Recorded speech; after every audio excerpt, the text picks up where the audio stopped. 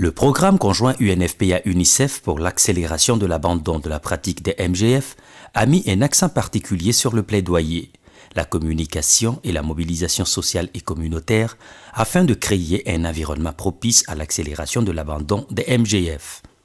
Le plaidoyer politique national avec les grands acteurs, l'Assemblée nationale, les leaders politiques des partis politiques, les leaders des communautés religieuses, ça a été le volet du grand message national afin que chacun sache que l'excision doit être rejetée à jamais.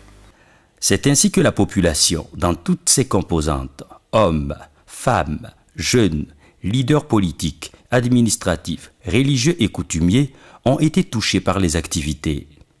Le programme conjoint a appuyé et soutenu les leaders religieux pour l'organisation de séances de sensibilisation.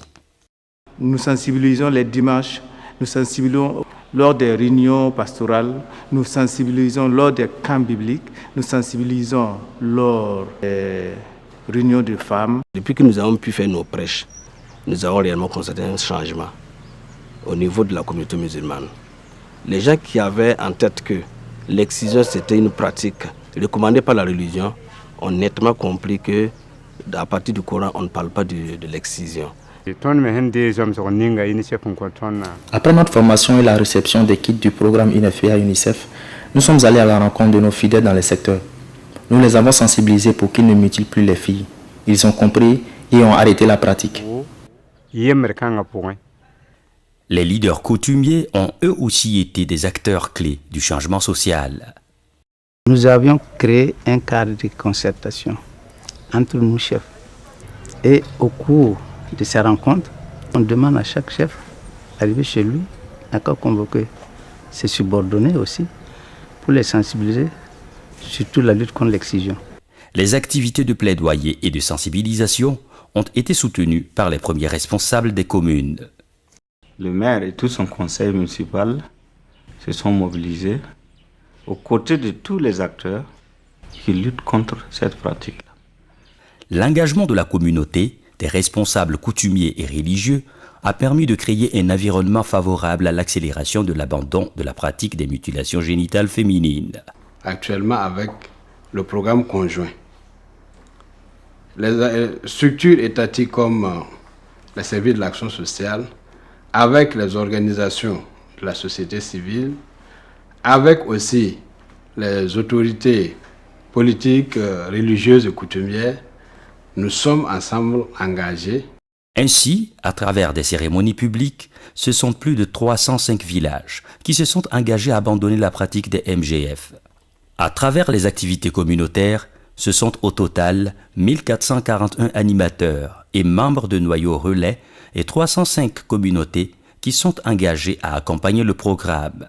Le programme Yamwekre, c'est un programme d'éducation à base communautaire destiné à faire la promotion de l'abandon de la pratique de l'excision et la promotion des droits humains. Puisque la pratique de l'excision est vue comme une norme sociale, là, le programme travaille à ce que la norme sociale soit changée, norme pratique qui devient la norme au niveau communautaire.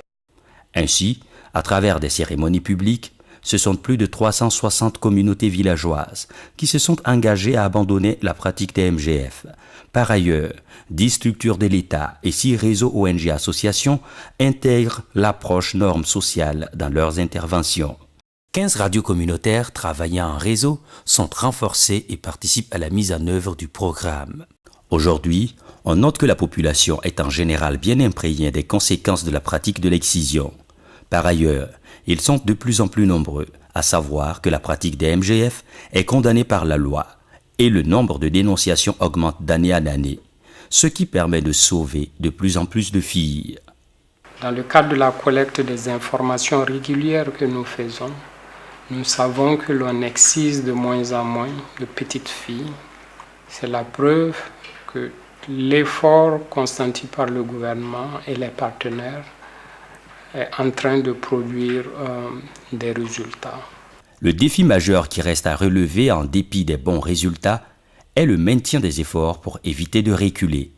Cela nécessite un soutien de l'État, des autorités, des partenaires, mais surtout une plus grande mobilisation des populations et des leaders.